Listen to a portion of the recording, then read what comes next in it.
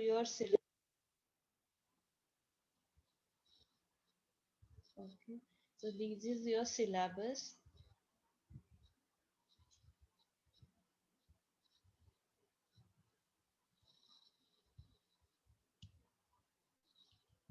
That's the one.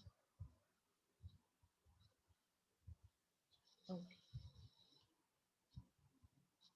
so हा syllabus तुम्ही पाहिला असेल ना, तर we have seen these different types of communication like letters, memos, fax, presentations, multimedia. Okay, and then choosing the means of communication stages, communication cycle, barriers, हे सगळे points आपण पाहिले होते. So आज आपण प्रत्येक ह्याचे एक एक example पाहणार आहे. So we are going to see some or other examples where I will show you different types of letters that are mainly used in business. But remember, nowadays nobody use this kind of letter formats, but just it is there in your syllabus. तुम्हाला माहिती पाहिजे की letter writing असेल तर ते कसं असायला पाहिजे. आणि काही ठिकाणी तुम्हाला लेटर रायटिंग करायला लागतं, specially if you want to deal with some government related offices, तर तिथे लागतं. कारण अजूनही काही ठिकाणी गेलं ना, तुम्ही काही डॉक्युमेंट आणायला गेले गव्हर्नमेंटच्या ऑफिसमध्ये, तर they will tell you to give you an application, एक रिटर्न ऍप्लिकेशन द्या, मग आम्ही ते डॉक्युमेंट देतो. If you go to the if you go to the RTO office वगैरह पण है ना, there also you will need such kind of application. So simple things you should know how to write and how to process in this. तर मी काय केलंय, एक एक दोन दोन फॉर्मॅट्स काढलेले आहेत आणि बाकी मग काय एक दोन दोन तुम्हाला होमवर्क दिलेत प्रत्येक टॉपिक. होमवर्क म्हणजे ते वर्कबुक जे आपण बनवणार आहे त्याच्यात तुम्हाला ते कम्प्लीट करून ठेवायचंय. Okay, so then you will be submitting it in the college. So what is basic difference between formal letter and informal letter? कोणी सांगू शकेल का? Formal letter writing and informal letter writing.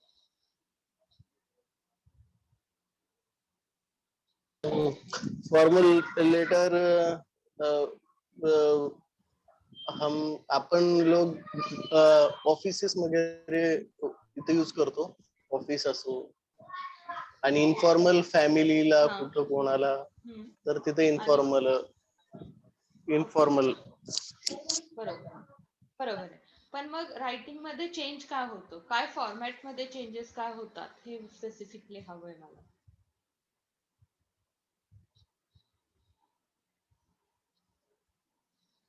म्हणजे जर फॉर्मल लेटर लिहायला गेलं आणि informal लिहिलं, तर त्या दोन्हीमध्ये तुमच्यात काय काय चेंज होतात त्या पर्टिक्युलर एखाद्या सेटअप मध्ये किंवा त्या लेटरच्या फॉर्मॅट मध्ये काय चेंज होतो? सब्जेक्ट सब्जेक्ट एक नसतो, राईट.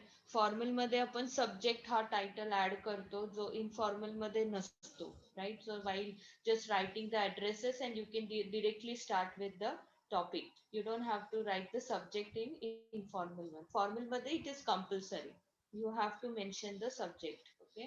आणि काय असतं, language, right. The language means it starts with the salutation itself. म्हणजे तुम्ही जे डिअर सर, डिअर मॅडम लिहिता, ते तुम्ही स्लँग लँग्वेज मध्ये तुमच्या इन्फॉर्मल लेटर्स मध्ये लिहू शकता. How, hi buddy, how's you, right. Hi, how's it going on, म्हणजे अशा टाईपचं लँग्वेज तुम्ही वापरतात, ती फॉर्मल मध्ये नाहीये. फॉर्मल मध्ये तुम्हाला एकदम सोफिस्टिकेटेड आणि तुमची ओळख करून देणं, मग बाकीचे मॅटर लिहिणं, असं येतं. सो कॉन्टेंट चेंज होतो, which start from the subject and salutations. आणि एंडला पण see you as see you soon किंवा लव्ह यू किंवा हग यू, आपण अशा टाईपचे इनफॉर्मल मध्ये एंडचं सिग्नेचर लिहू शकतो. पण आपल्याला फॉर्मल मध्ये युअर्स सिन्सिअरली, युअर्स फेथफुली, हे असं लिहायला लागतं.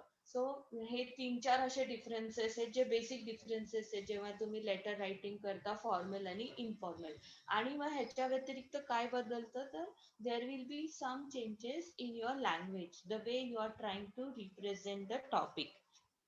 सो तुम्ही फ्रेंडला लिहिताय तर तुम्ही काही लिहू शकता, म्हणजे तुम्ही त्याला काही फार अगदी फ्लो पाहिजे किंवा खूप फॉर्मॅलिटीज करायला पाहिजे असं काही नसतं. पण जेव्हा तुम्ही फॉर्मलला येता तेव्हा तुमची लँग्वेज एकदम प्रोफेशनल आली पाहिजे. सो हे बेसिक डिफरन्सेस असतात तुमच्या लेटर रायटिंग मध्ये. सो म्हणून ऍक्च्युली हा टॉपिक तुम्हालाच नाहीये, हा टॉपिक मी बीबीएच्या काही स्टुडंट्सला पण कम्युनिकेशन शिकवलेलं आहे ना, सो त्यांना पण आहे ना त्यांच्या कम्युनिकेशनच्या लेसन्स मध्ये पहिल्या सेमेस्टरला नाहीये माझ्या मते, सेकंड सेमेस्टरला त्यांना पण सगळं हे रायटिंगच आहे असं. आणि त्यांना तसं प्रत्येक लेटरचा एक फॉर्मॅट आणि त्याचे एक्झाम्पल्स आणि असंच दिले. So I think they just want you to know, even though nobody nowadays using it, because most of the time we are shifted on our emails and presentations. So email आणि PPT through खूप साऱ्या गोष्टी होतात आजकाल, त्याच्यामुळे बाकीच्या गोष्टींची आजकाल फार गरज पडत नाही. सो लेटरचे मेन बेसिक दोन टाइप्स असतात, formal letter and informal letter. Informal म्हणजे मित्र, फॅमिली, वडील, आई, आपण त्यांना जे लेटर्स लिहितो ते. आणि फॉर्मल लेटर, तुम्ही कधी लिहिलेत लेटर कोणी? Have you ever written letters? in 10th standard. Yes, ma'am. Not in the school. You really have written it to your friend and you have sent it, posted it? No, no. Never, right? Because you all are in a generation where you had a mobiles, smartphones and all, right? स्कूलिंगच्या एजला होते का mobiles तुमच्या? No, ma'am. No, ma'am. Okay, because when I was small, we didn't have such kind of mobile. Mobile हा प्रकार आम्ही लहान होते तेव्हा नव्हताच. लँडलाईन फोन हा एवढाच एक कॉन्सेप्ट होता. So I remember I used to write letter to my school friend. She was my best friend and she used to travel and always leave the school and go to some other place because of her father's job. And then we used to always communicate through letters. तर आम्ही ते letters पाठवायचो. परत तेव्हा ना pen friend म्हणून असा एक कॉन्सेप्ट आला होता की you can make new friends, especially friends from abroad and all, and find out their addresses by some way, and then you can write them letter, and by lettering you can become friends. आणि अशी लोक झाली होती, म्हणजे ते तिकडचे अब्रॉडचे लोक त्यांचे फ्रेंड झाले होते आणि मग ते त्यांना भेटायला इंडियात आले होते. सो असं पेन फ्रेंड म्हणून पण त्यावेळेस कॉन्सेप्ट खूप तो गाजलेला होता. So that time this letter was at super requirement, so everything was through letter. So letter हा एकच त्याच्यावर ऑप्शन होता, पण आता तसं राहिलेलं नाही सिनारिओ. सो फॉर्मल लेटर्स मध्ये बिझनेस लेटर्स येतात, जसं कोटेशन्स मागवायचे तुम्हाला, ऑर्डर करायची आहे कुठल्या गोष्टींची, कंप्लेंट्स करायच्या आहेत, कंप्लेन लेटर्स असतात, inviting tenders, sales letters, claim and adjustment letters, memorandum where you are showing the memos, short notices असतात, inter office memos, notice agenda, job application letter. So ह्या सगळ्यामध्ये ना आता ऍक्च्युली तुम्ही पाहिलं तर maybe job application letter हे आता प्रॉमिनंटली यूज होतं, because still you write letter in a word file, but you write a letter, right? तुम्ही लेटर लिहिता वर्ड फाईल मध्ये आणि ती तुम्ही पाठवून देता तुमच्या ह्याच्यासोबत, तुमच्या बायोडेटा सोबत, रिझ्युमे सोबत. So like we say it as a cover letter.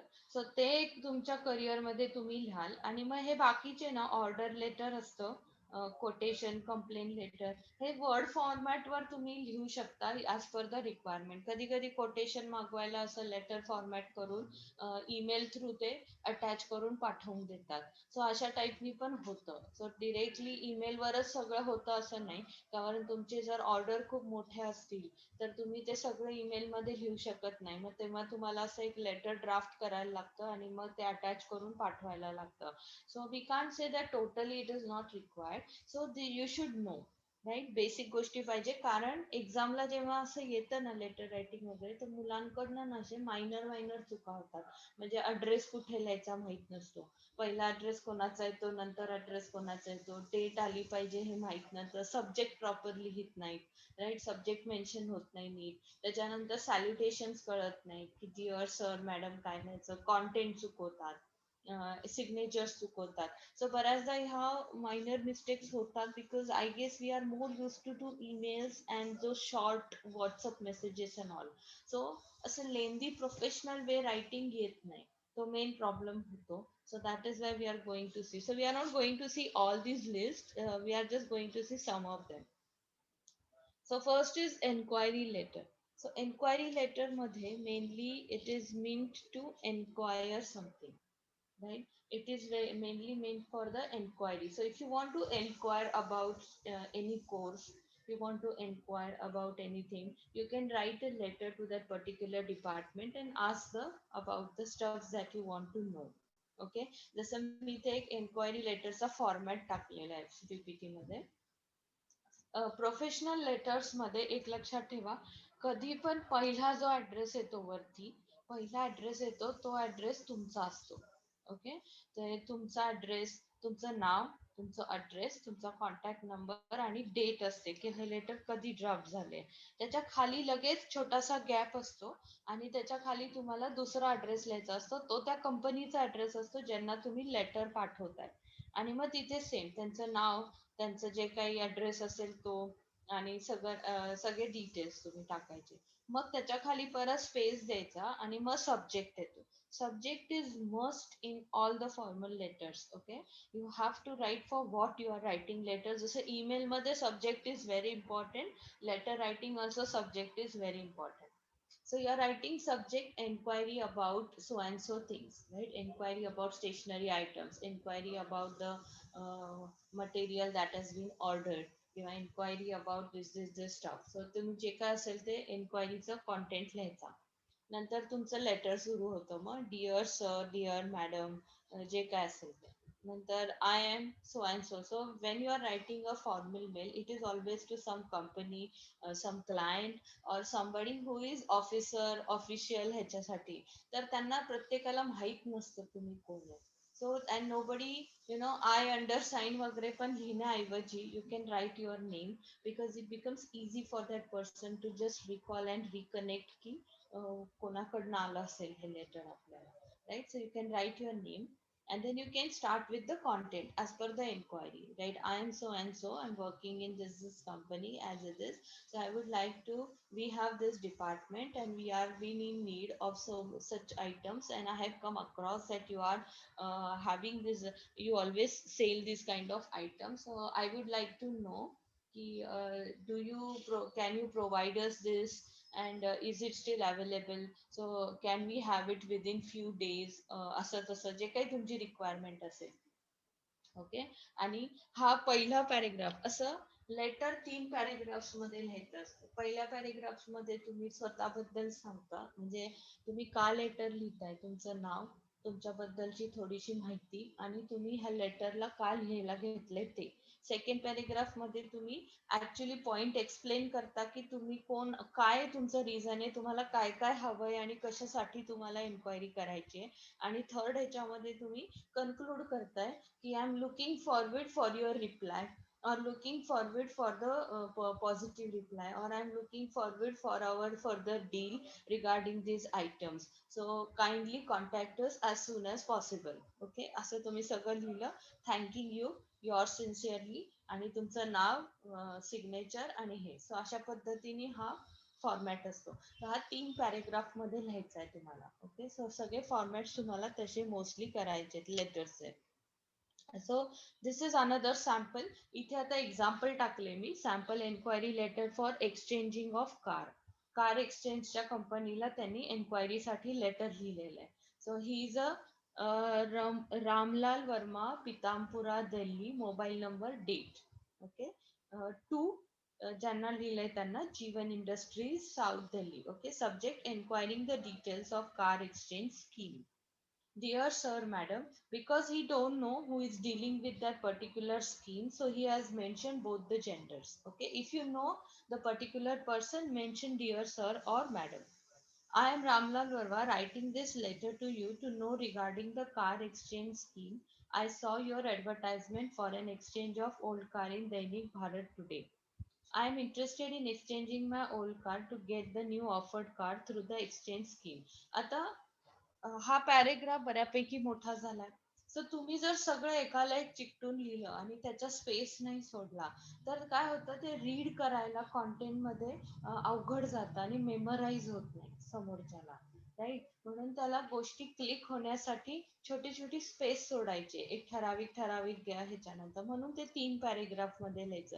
तुम्ही एकसारखा एक पॅरेग्राफ लिहिला ना की ते वाचणारा कन्फ्युज होऊन जातो, कारण त्याला असं वाटतं की हे सगळं कनेक्टेड आहे, पण तसं नसतं. If you make the paragraph तो फक्त पहिल्या पॅरेग्राफवर कॉन्सन्ट्रेट करतो, मग तो सेकंड पॅरेग्राफ वाचायला जातो. सो ही सायकोलॉजी समजून घ्यायच्या आणि म्हणून त्याला 3 पॅरेग्राफ्स मध्ये लिहायचं असतं. So please explain to me more about the scheme and its terms and conditions. Please contact me to the above given mobile number and can also email me at the hey. Right? म्हणजे आपले contact information दिले.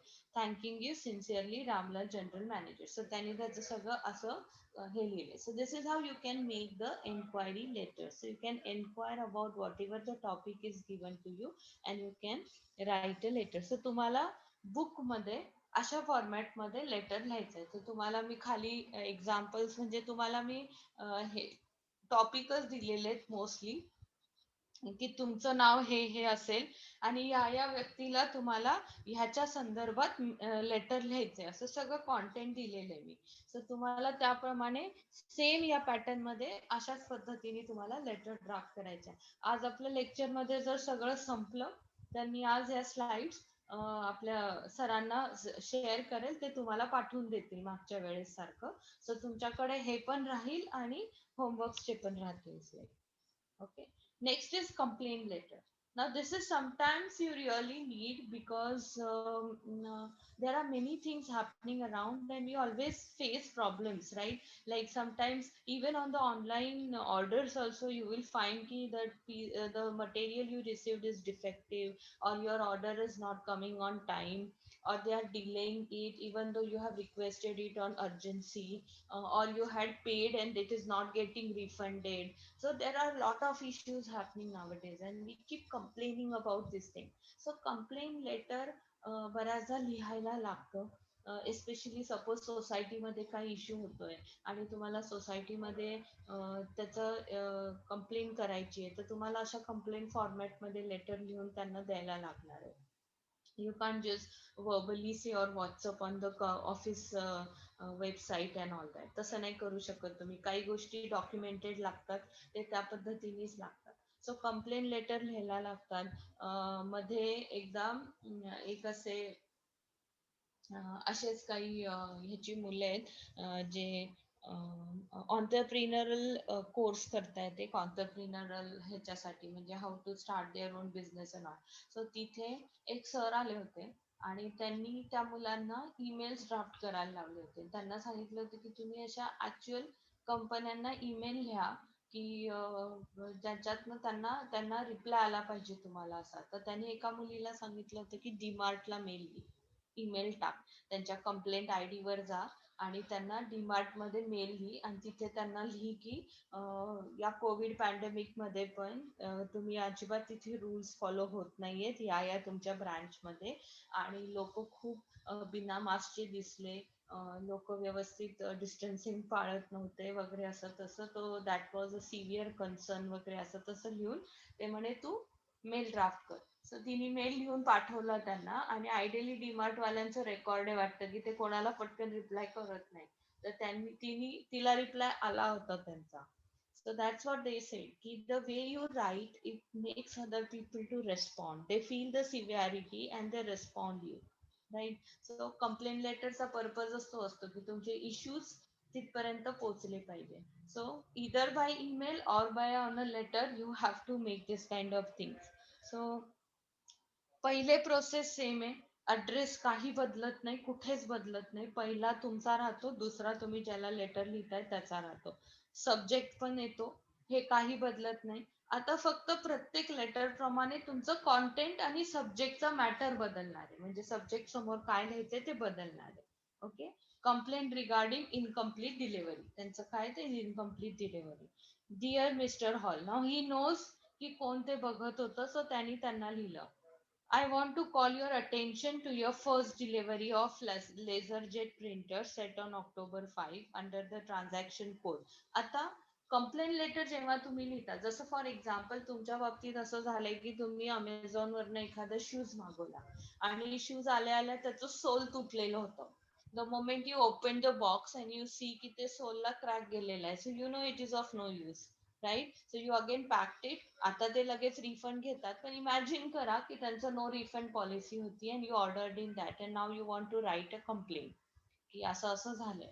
तर you will always have to give them order code किंवा order केलेल्याचं काहीतरी number किंवा एखादं proof की you have order this shoes, right. So त्याचा तुम्हाला काही ना काहीतरी तिथे प्रूफ द्यायला लागेल. सो इथे त्यांनी बघा कोड टाकलाय की हा आपला ट्रान्झॅक्शन कोड झाला होता. तसं तुम्हाला काहीतरी एव्हिडन्स द्यायला लागतो ऑफिशियल लेटर्स मध्ये जेव्हा तुम्ही कंप्लेंट करताय, राईट. जे ऑर्डर बद्दल काहीतरी लिहिताय, जर एखाद्याची ऑर्डर पूर्ण आली नाही तर तुम्हाला 100% लिहायला लागणार की ह्या ऑर्डर बद्दल मी बोलतोय आणि हा त्या ऑर्डरचा नंबर आहे. तुम्ही जनरली असं नाही बोलू शकत.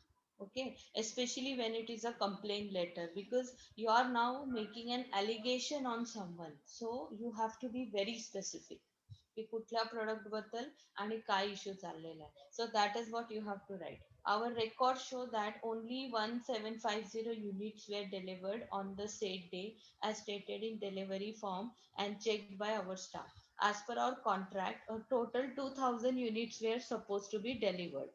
राईट. मग त्यांचं काय झालंय, डिलिव्हरी आली नाहीये पूर्ण त्यांना. I regret to inform you that your company was not able to follow the said agreement. म्हणजे तुम्ही फेल झाला कुठे. The incomplete delivery has already cause some delay in our project.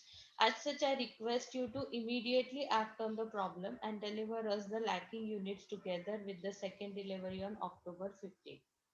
Okay, so this is a complaint letter which is also giving them an option ki baba you can do this to correct me. Like in this case of Amazon, you can write in the letter that kindly send me the replacement for the same as soon as possible, right?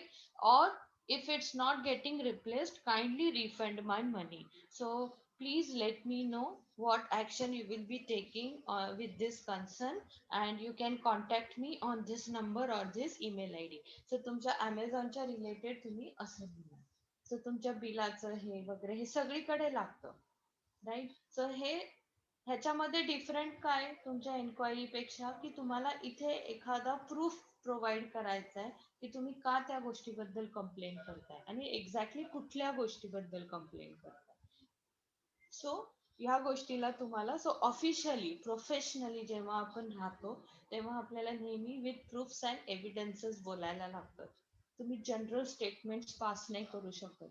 You always need to have some proof or evidence. Remember this, even in the professional environment. So बोलताना जपून बोलायचं, commitments देताना जपून द्यायचे, because everything is counted, okay, in the environment. So this is बाकी pattern same आहे. Same signatures and everything. So that was a different. Now most of the letters, whichever the letter you write, it will be having same format, only the content will change. Me complaint letter एवढ्यासाठी घेतला होता extra की मला तुम्हाला हे दाखवायचं होतं की काही ठिकाणी तुम्हाला काही एव्हिडन्सेस लावायला लागतील की आपल्या ह्या ऑर्डर मध्ये असं ठरलं होतं. तर तुम्ही जनरल नाही बोलू शकत की मी अमेझॉन वरनं शूज ऑर्डर केला होता आणि कुठला शूज, कुठल्या ट्रान्झॅक्शन मधला शूज, कुठली डिलिव्हरी. मग त्यांना तसं बॅक जाऊन ते ट्रॅक करतात की कुठल्या ओनरनी हा पाठवला, कुठल्या शॉप मधनं आला. सो ते तसं जाऊन त्याच्याशी डील करतील परत. So they need evidence. So that is how you have to provide an evidence. तसंच ऑफिसेस मधनं तुम्ही एखादा स्टेशनरीचा माल आला आणि तो चांगला नाही आला किंवा तुमच्याकडे एखादा माल आला तो खराब आला, कुठलाही माल, राईट. त्याची जी पावती असती त्याची जोपर्यंत तुम्ही कॉपी लावत नाही किंवा त्याचा एक नंबर असतो तो नंबर देत नाही तोपर्यंत ते जाऊन कसं ट्रॅक करतील की खरंच ऑर्डर होती का आणि आपण असं पाठवलंय का आणि हे झालंय का. So you need to provide this evidences. Next is memo. Memo is memorandum which is mostly circulated in the offices for very short kind of information. म्हणजे short notice टाईपचाच येतो. नोटीस आणि मेमोरंडम जर बऱ्यापैकी एक सिमिलर असतं. फक्त त्याचा notice मध्ये बाकी काहीच येत नाही. ह्याच्यामध्ये डेट येतं, कोणाला पाठवता येते, कोणाकडनं आलंय ते, सब्जेक्ट येतो आणि मग खाली छोटीशी इन्फॉर्मेशन येते. Okay, so it is not a letter, it is not a letter, but it is called as memos which are given mostly in the offices to announce certain things. आता हे baby shower बद्दल आहे की एक त्यांची office मधली कॉलिग baby shower म्हणजे तिला बाळ होणारे म्हणून ती मॅटर्निटी लिव्हवर जाणार आहे. सो त्याच्या आधी त्यांचं सगळेजण मिळून ऑफिस मध्ये बेबी शॉवर प्लॅन करतात. तिच्यासाठी. सो त्याच्याबद्दलचा हा मेमोरँडम काढलेला आहे. सो ह्याच्यात काय करायला लागतं, डेट टाकायला लागते, टू लिहायचं, all the staff from John Smith director marketing department. So it has come from the head, from the director. Subject Kelsey's baby shower. Okay, so that lady's baby shower. I'm writing to inform you of a baby shower we are planning for Kelsey Johnson before she leaves on maternity leave. The party will be held on second floor in conference room to be on Friday 30 2018 October. Okay, pizza will be provided by the company RSVP Castle to John. Uh, Smith by Wednesday, October 28th, and please include in your RSVP any dietary restrictions. Okay. So ते काय तुमची हे असेल, pizza एक ते देणार आहेत आणि बाकी काही तुमचं खाण्याचे रिक्वायरमेंट्स असतील तर त्या तुम्ही यांना प्रोव्हाइड करा वगैरे असं. So it is just like a simple notice, right. फक्त मेमो म्हणून जर आलं तर हे काही फॉर्मॅलिटीज ऍड होतात, डेट ऍड होते, टू ऍड होतं, फ्रॉम ऍड होतं, सब्जेक्ट ऍड होतो. So this are like internal office memos. असं बऱ्याच गोष्टींसाठी मेमोज करतात, जसं कंपनीची पॉलिसी चेंज झाली, कंपनीने काहीतरी पॉलिसीज मध्ये नवीन गोष्टी ऍड केल्या, कंपनी यावेळेस तुम्हाला त्यांच्या बोनसमध्ये म्हणजे प्रॉफिटमध्ये तुम्हाला बोनसेस अनाऊन्स करणार आहे, किंवा कंपनी तुम्हाला काहीतरी त्यांचे रूल्स आणि रेग्युलेशन्स मध्ये डिफरंट करून टाकले, by seeing certain issues they have change the rules and regulation. अशासाठी मेमो येतो. कधी कधी एम्प्लॉईजला मेमोज दिले जातात. एम्प्लॉईला मेमो एवढ्यासाठी दिले जातात की एखाद्याचा कंडक्ट प्रॉपर नाहीये, तर त्याला एक काइंड ऑफ अ वॉर्निंग असतो तो. It is like a warning की यू हॅव टू. जसं मध्ये मी जिथे काम करायचे तिथे एकदा झालं होतं की एका कलिगला काय झालं, एका दिवशी ना सडनली सगळ्यांनी आधी न असं कळवता कोइन्सिडेंटली असं झालं की एकदम खूप साऱ्या स्टाफनी एकाच दिवशी सुट्टी घेतली. म्हणजे ऑलमोस्ट 4 ते 5 जण एकाच दिवशी by some or other reason absent राहिले. त्यातल्या फक्त 2 का 3 जणांनी इन्फॉर्म केलं होतं, पण 2-3 जण लास्ट मिनिट कॉल करून कळवलं होतं की आम्ही येणार नाही म्हणून. पण because staff was less, it was very difficult to manage everything that day, and it was like everybody was running to just tackle with different classes. तर ते जेव्हा प्रिन्सिपल सरांपर्यंत गेलं, he was furious and he has given this kind of memo to those staffs who have stayed by informing at the last moment. तर त्याच्यामध्ये त्यांनी असं ते वॉर्निंग लिहिलं होतं की this will be the first warning that this thing should not get repeated. Whatever the reason is, you have to inform earlier, right? You have to inform early so that things can be sorted out at the end. Okay. So अशा टाईपचं ते memo मध्ये सगळ्या गोष्टी लिहिल्या होत्या. So memo एक notice type असतं आणि मेमो कधी कधी एम्प्लॉईला दिला जातो to if the conduct is not good or if they want to warn that employee about certain things. जसं कधी मोबाईल यूज, एखादा जर खूप मोबाईलवर दिसत असेल, कंटिन्युअसली मोबाईलला दिसत असेल, तर कॉर्पोरेट्समध्ये कसं असतं ना, कंपन्यांमध्ये कॉलेज सारखं किंवा कॉलेजमध्ये कसं टीचर तुम्हाला हाताला धरतील, ओढतील, रागवतील की काय सारखा त्या मोबाईलवर बसलेला असतो, किंवा जास्तीत जास्त मोबाईल काढून घेतील तुमच्या हातातनं आणि कॉलेज संपल्यावर घेऊन जा म्हणतील. पण कॉर्पोरेटमध्ये nobody is bothered, right? Nobody is bothered. They are just sitting to point out your mistakes and convey it to your manager. They will not even come and tell you ki you are doing this type of mistake and everybody is watching you, right? So अशा वेळेला काय होतं मग, you will have to, then they will observe it and they will give you a memo saying you are being seen so much on your mobile, so if this has been repeated there will be a strict action taken against you. Kind of a first warning आली तुम्हाला. So अशा टाईपचे memos flow होतात companies मध्ये. Okay. Now this is a memo subject. This is now appreciation memo where these people have given a presentation and it was well appreciated by the client. So that is a appreciation memo. That person is very happy, their boss, and he has given this memo and he has circulated to everybody. The J-Scale marketing presentation you prepared last week to showcase our new product line was exceptional. Your enthusiasm, sales strategy, and product knowledge were impressive and certainly saved the deal with Mr. Lockhart. Thank you for your outstanding work and dedication. Bonus checks will be distributed next week. My sincere congratulations to all of you. So it has been given to completely GTS sales staff. Right सेल्सच्या पूर्ण स्टाफला दिलेलं होतं त्यांनी. So this kind of appreciation notices some change in the policies change in the rules ह्याच्यासाठी memos circulate होतात हे होतात कंपनीज मध्ये.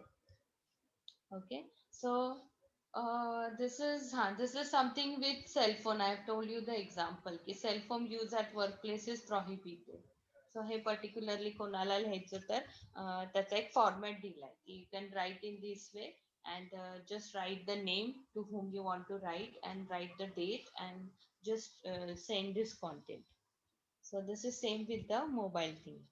Okay, now notice has nothing. Notice will just have a title for what the notice is and the date. The date is for record की कधी ही notice काढली होती and directly the content. ते to नाही from नाही subject नाही काहीच नाही. So memo आणि notice मध्ये हा difference येतो. मेमो मध्ये ह्या गोष्टी ऍड होतात ह्याच्यात डिरेक्टली कॉन्टेंट आहे. डेट फक्त येते आणि टायटल येतो कशासाठी आहे Holi holidays right exam preparation leave.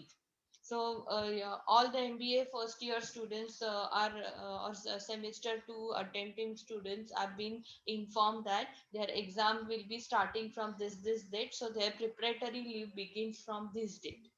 Right झालं ही नोटीस येणार. हे तुम्ही शाळेत पाहिले ते का आपले पिओन घेऊन यायचे मग टीचर्स अनाऊन्स करायचे आणि मग टीचर सही करून देऊन टाकायचे की मी वाचून दाखवलंय मुलांना. सो हे कॉमनली आपल्या कॉलेजेस मध्ये तुम्हाला बघायला मिळेल. So that is just the notice की so it is nothing big see. ही अशी notice for a green drive स्कूलच्या बाहेर लावलेलेच असतात कॉलेजेसच्या बाहेर नोटीसेस ढिगाणी लावलेले असतात. हे चालणार नाही ते चालणार नाही असं करायचं नाही तसं करायचं नाही. So you will have lot of notices you will observe once you will go to the college. So this next is job application. Now this is something we have seen previously when we have seen the how to write make the jobs. Sorry, resume कसा बनवायचा. So त्याच्यात एक cover लेटरचा format पण मी त्यावेळेस तुम्हाला त्या slide सोबत दिलेला आहे की त्या स्लाइड्स तुमच्याकडे असतील तर त्याच्यात आहे. I made a template of cover letter and that you can use to write a letter. So similar is this right. So here you will be making a job application format आहे हा. इथे तुम्हाला कुठल्या position साठी पाहिजे ते subject लिहायचा आहे and then you just have to mention why you are interested and why you want to apply for this job and what is your qualification वगैरे थोडक्यात लिहून you have to show your interest in the job and then just tell them I am looking forward for your reply or looking forward to present myself. म्हणजे माझा interview organise करा असं. So sincerely candidate and हे. So job ऍप्लिकेशनचं त्याच्यात पण मी format दिलाय ह्याच्यात पण आहे. या फॉर्मॅट मध्ये हा फॉर्मॅटच आहे. ह्याच्यात फक्त तुम्हाला ज्या ज्या ठिकाणी दिले ते ते तसं ऍड करत जायचंय बस. तसंच टेम्पलेट आहे जॉब ऍप्लिकेशनचं. Now this is something you will need specially when you will go on a website. म्हणजे तुम्ही कंपनीच्या जेव्हा वेबसाईट्सवर जाता ना वेबसाईटवरनं ऍप्लिकेशन टाकता तेव्हा तिथे हे सगळे डिटेल खूप वैताग असतो तो माहितीये का. ते कंपनीच्या वेबसाईटवर आहे ना ते त्यांच्या कम्प्लीट सिस्टम मध्ये तुमचं सगळं इन्फॉर्मेशन फीड करून घेतात. पण मला माहित नाही त्याचा खरंच ते युज करतात का नाही. कारण मी तरी अजून पाहिलं नाही की बिकॉज तुम्ही सिस्टम मध्ये ऑलरेडी तुमच्या फीड आहात म्हणून तुम्हाला कधी कॉल आलाय. राईट. मला तर हे दिसत नाही. I don't know they are just doing it for namesake or something I don't know but it takes so much of time. They ask you to enter all your resume details point by point in their own formats and then they also ask you to attach one letter, cover letter म्हणजे हेच job application letter. So you have to attach it and at one attachment letter and another attachment will be your resume. So असं तुम्ही attach करून पाठवायचं असतं. So तिथे तुम्हाला हे मॅन्डेटरी असतं लागतंच त्याच्याशिवाय ते घेत नाही. काही कंपन्या तुम्हाला मागतानाच जॉबच्या वेळेला हे करतील की please send us your cover letter and resume. काही कंपन्या डिरेक्टली फक्त तुम्हाला तुमचा सीव्ही मागतात सीव्ही किंवा resume. They will ask you about it. So This is something you should know how to write. So practice it properly. I have given two different examples, examples which you have to make this job application format. So it will give you a good practice of writing job application format. आणि काही लिहिताना कोणाला काहीही अडचण आली तर आपल्या कुठल्याही लेक्चर मध्ये आपण ते डिस्कस करू शकतो. Okay. Next is email. Email, you remember I have showed you previously also ki what are the things that we should avoid when we are writing an email आणि काय चुका करायच्या नाही. So anybody can tell me something very fast की काय असतात emails मध्ये चुका.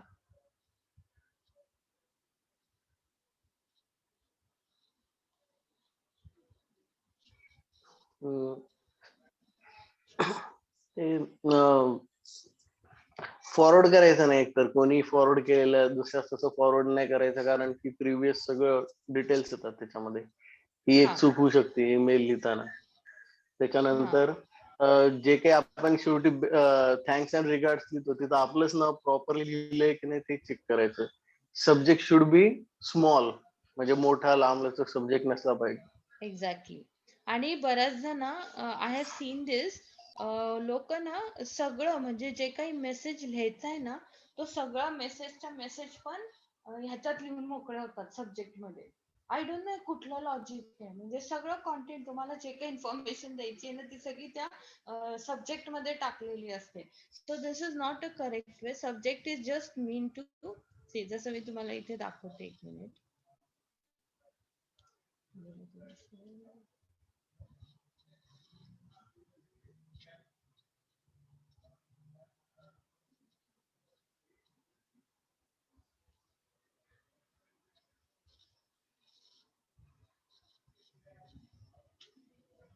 Okay.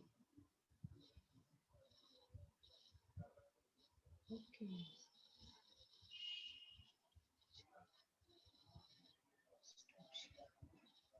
Share screen. इथे असं ऑप्शन नाहीत का एंटायर स्क्रीन म्हणून?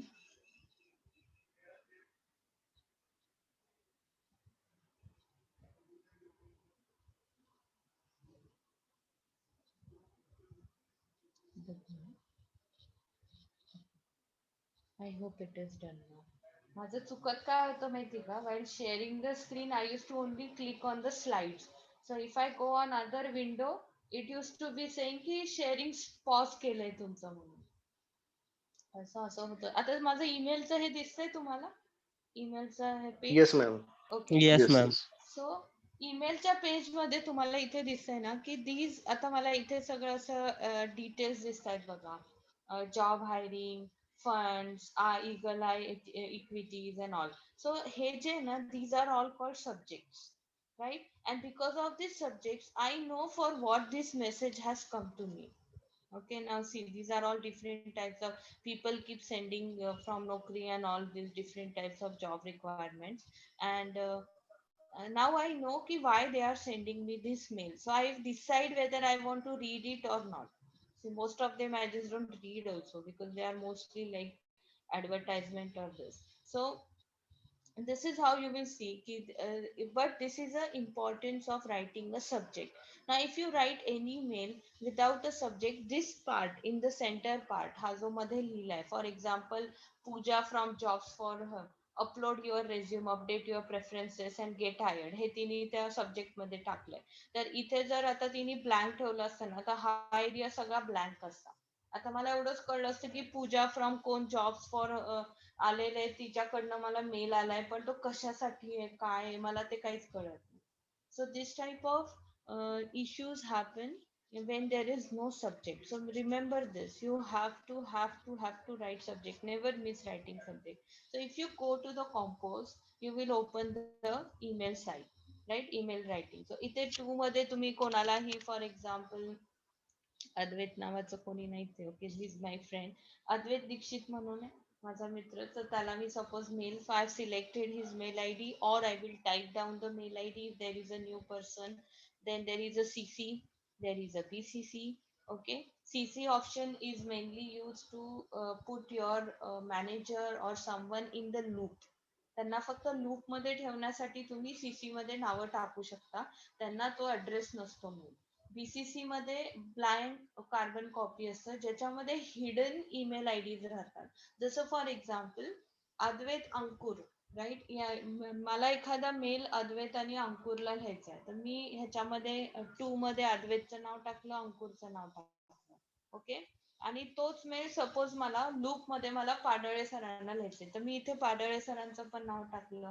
पण मला ह्याच मेल मध्ये तुमच्या प्रिन्सिपलला पण ऍड करायचंय, एक्झाम्पल तुमच्या प्रिन्सिपलला पण ऍड करायचंय, पण मला अद्वैतला आणि अंकुरला कळू द्यायचं नाहीये की मी हा मेल प्रिन्सिपल सरांना पण किंवा मॅडमला पण फॉरवर्ड केलाय, राईट. सो तुमच्या प्रिन्सिपलला पण मी फॉरवर्ड केलाय, हे तुम्हाला जर कळू द्यायचं नसेल तर मी त्यांचा मेल आय डी इथं बीसीसी मध्ये टाकते. सो त्यांना तो मेल जातो, पण तुम्हाला कोणालाच कळत नाही की मी हा मेल त्यांना पण पाठवलाय. So this is some why the BCC option is used in the company. So it is mainly used to keep your CEOs or head persons in the loop, but everybody should not be aware because त्यांच्या presence मुळे बाकीच्यांवर pressure येऊ शकतो, right. त्याच्यामुळे unnecessary समोरच्या गोष्टी वेगळ्या पद्धतीने घेऊ शकतो. सो असं जर होणार असेल तर सरळ त्यांची नावं लोक बीसीसी मध्ये टाकतात. So it is very rarely use, nobody use it very often. I have never used it frankly speaking, but I know what the use is. Like I was suggested few days back ki you can use this option if you want, just to let that person know ki you are doing that stuff असं ह्याच्यासाठी सांगितलंय. So next is subject. You will be writing subject once you have entered the mail IDs, and then you will start with your content, dear वगैरे सगळं ज्याच्यासाठी mail लिहिताय ते. And here are the attachment, right? From here you can attach the files. I have told you do not use emojis and all.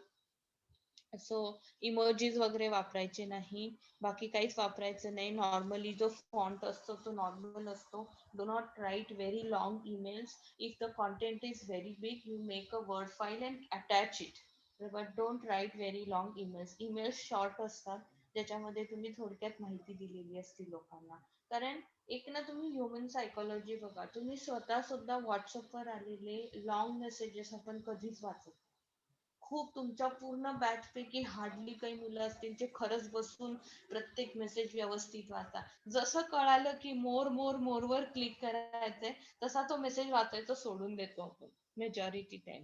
ते short messages असतील, छोटे छोटे thoughts असतील, छोटे छोटे कोट्स असतील, तर ते मात्र आपण सगळे वाचतो आणि फॉरवर्ड पण करत बसतो एकमेकांना, बिकॉज तेवढाच टाइम स्पेअर करायला आपल्याला आवडतं. पण जर भलं मोठ्याच्या मोठी लिस्ट आली की ती कोणी वाचत नाही जरी ती आपल्या उपयोगाची असली तरी.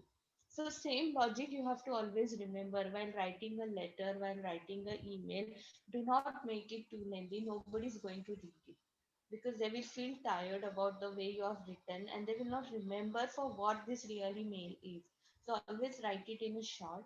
It should be three paragraphs but short paragraphs, and if the content is very big you have to mention about the list of orders and all the details of order. Make a word file and attach it, right? त्याची PDF करा आणि attach करून द्या, best way. Don't write everything in the email and then you will just send it. Okay, just give the send button. So this is how you will be writing the emails. So formal ईमेल्सचे मी जे तुम्हाला PPT मध्ये आता topics दिलेले आहेत, त्या topics वर तुम्हाला फॉर्मल ईमेल लिहायचे. तर आता फॉर्मल ईमेल आणि इनफॉर्मल ईमेल मध्ये हाच फरक येतो की सब्जेक्ट चेंज होतो. फॉर्मल मध्ये तुम्ही परत व्यवस्थित पद्धतीने सब्जेक्ट टाकता, इनफॉर्मल मध्ये हे हाय, राईट, सरप्राईज, राईट, नंतर आणखीन काय बूम, असं काही तुम्ही टाकू शकता बिकॉज इट इज इनफॉर्मल. तर फॉर्मल मध्ये हे सगळं येतं. इमोजीज ऍड करू शकता इनफॉर्मल मध्ये तुम्ही, लँग्वेज चेंज करू शकता, स्लँग लँग्वेज वापरू शकता, just like a letter. Okay. So आपण फक्त फॉर्मलची प्रॅक्टिस करणार आहे, सो मी इनफॉर्मल नाही दिलेलं, फक्त फॉर्मल दिलेलं आहे तुम्हाला. So that is what you have to do, and these are the all don'ts which we had already studied in our previous class about email writing. Even though while writing email, if anybody is having any problem how to design that specific content or how to speak in a formal language, then we will be discussing it in the class. And maybe randomly from anybody from your class I may ask you की can you tell me how you have written that particular email. So after few days, म्हणजे लगेच next क्लासला नाही पण एक 2-4 दिवसांनी, 2-4 classes नंतर मी विचारेल, कारण ईमेल रायटिंग खूप इम्पॉर्टंट आहे. तुम्हाला आलंच पाहिजे. इट इज लाईक आलंच पाहिजे. Email writing is today's workplace communication method. Every simple thing is communicated through email. Meeting organized, email. Change in the venue, email. Change in the meeting schedule, email. Everything is through email and you should know how to write. आणि trust me बर का, माझा नवरा कॉग्नायझर मध्ये job करत होता, त्यांनी आता मागच्या लॉकडाऊन मध्ये जॉब चेंज केला. तर कॉग्नायझर मध्ये मॅनेजरल पोस्टवर होते लोक, त्यांना मेल लिहिता यायचा नाही. They didn't know how to use that professional languages. So many good people also don't know how to write that typical formal emails. So learn to write good emails, especially if you are dealing with the foreign clients, people who stay abroad. They are really very sensitive about emails. तुमचे emails नीट नसले ना, directly meetings मध्ये बोलून दाखवतात. Directly meetings मध्ये म्हणतात, परत direct ह्यांच्या हेड्सला ओरडतात की अशी लोक तुम्ही हायर करून ठेवली का ज्यांना ईमेल्स पण लिहिता येत नाही. So I'm worried की तुम्ही हा प्रोजेक्ट कसा कॅरी आउट करणार. They directly make the allegations because they pay huge for the contracts and all. So that is why you have to know, this will be the basic requirement for your jobs, remember. त्याच्यामुळे email writing, आता काही मुलं तुम्ही खूप भारी असाल ह्याच्यात, especially ज्यांचं इंग्लिशवर कमांड आहे, त्यांना सवय असतील, those who are experienced in jobs, they must be knowing. But there are some students who are freshers, who are from rural areas and who are not that good in English. So they should keep practicing. Right, गुगलवर गेला ना, तुम्हाला formal ईमेलचे topics म्हणून तुम्ही Google search केला तर तुम्हाला खूप सारे रॅन्डम टॉपिक्स येतात. कुठलाही एक टॉपिक उचलायचा आणि त्याच्यावर ईमेल ड्राफ्ट करत बसायचं. राईट, आणि कोणाला जमलं तर मित्रांपैकी चेक करून घ्यायचा, किंवा कोणाला तरी ज्याला ईमेल रायटिंग येतोय आदनं मधनं चेक करून घ्यायचे त्यांच्याकडनं. So that slowly you will also come to know how to write the emails. So these are all the formats. So here we have completed the first lesson of your syllabus. First chapter झाला आपला तो, आणि हे homeworks आहेत सगळे. Okay, so letter of enquiry मध्ये हे दोन इन्क्वायरी लेटर्स तुम्हाला लिहायचे, सगळं मी दिलंय बघा.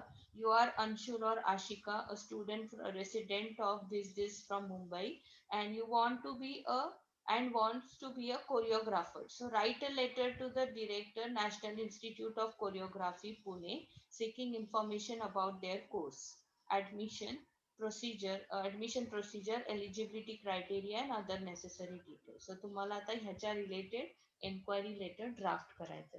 सो असं प्रत्येक ह्याचं मी टॉपिक दिले. कंप्लेंट लेटर्स दोन, प्रत्येकाचे 2-2 टाकलेले. 2 कंप्लेंट लेटर आहेत.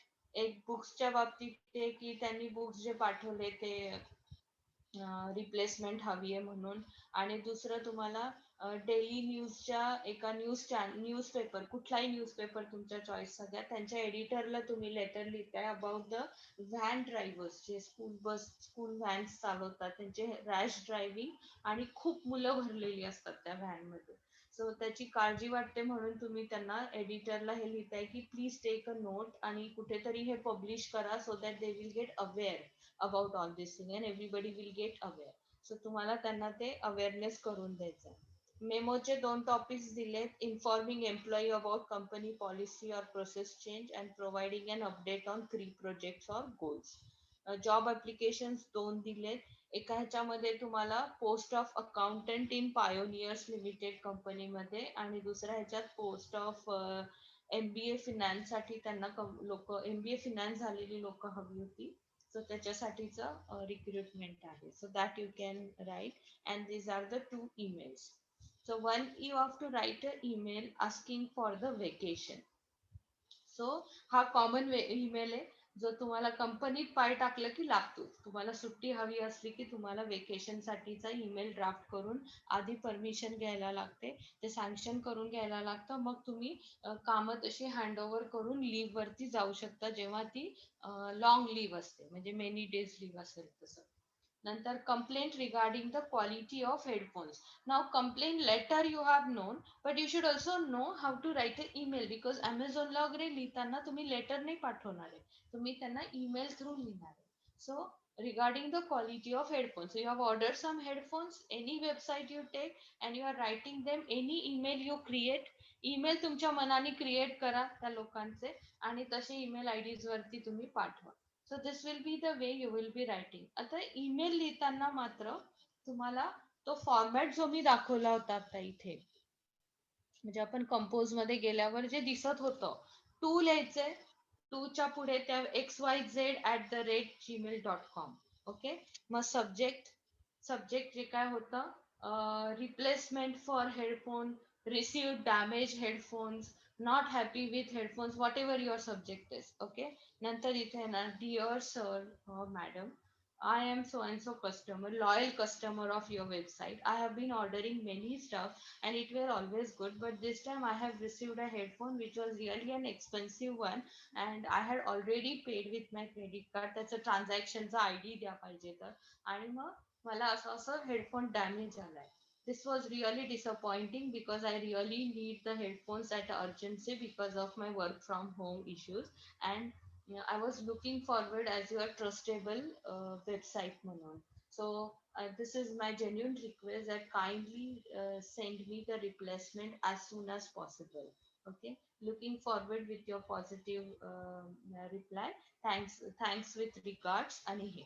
ओके, असं लिहून तुम्ही हे. तर मला हा फॉर्मॅट हवाय, म्हणजे टू लिहा, TO2 लिहा, ईमेल आयडी टाका, SUBJECT, सब्जेक्ट लिहा, पुढे सब्जेक्ट लिहा आणि मग खाली तुम्ही तो फॉर्मॅट लिहा. So it should look like an email. Directly dear पासून सुरू करू नका.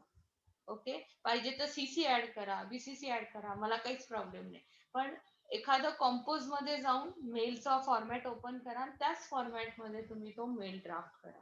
So that you will understand where what comes and why it is important. Okay, so ते ईमेल लिहिताना मात्र हा चेंज मला हवाय. आणि लेटर आणि ईमेल मध्ये सॅल्युटेशन मध्ये फरक पडतो, सॉरी ह्याच्यामध्ये फरक पडतो, सिग्नेचर मध्ये. लेटर मध्ये लिहिताना तुम्ही yours faithfully, yours sincerely असं लिहिता किंवा नुसतं सिन्सिअरली लिहिता, पण ईमेल मध्ये आपण thanks with regards, warm regards हे लिहितो. तिथं सिन्सिअरली लिहायचं नाही ईमेल्स मध्ये. Okay, just follow this. So here we have completed the first lesson. I will be sharing this slide with Padore sir. ह्याच्यामध्ये प्रेझेंटेशन पण त्यांनी मेन्शन केलंय, पण लास्ट टाइम आपण प्रेझेंटेशन भरपूर डिटेल मध्ये घेतलं होतं आणि तुम्ही मुलांनी काही प्रेझेंटेशन दिले पण होते. So I think you all know now about the presentation. So if you want, I'll repeat, otherwise then we will proceed for the next chapter. Okay, so I'll share this with sir. He will be sending it you on your group. Fine. So काही doubt आहे या topic मध्ये? No, ma'am. It was very simple and easy topic. Okay, what is important in this topic, do the homework.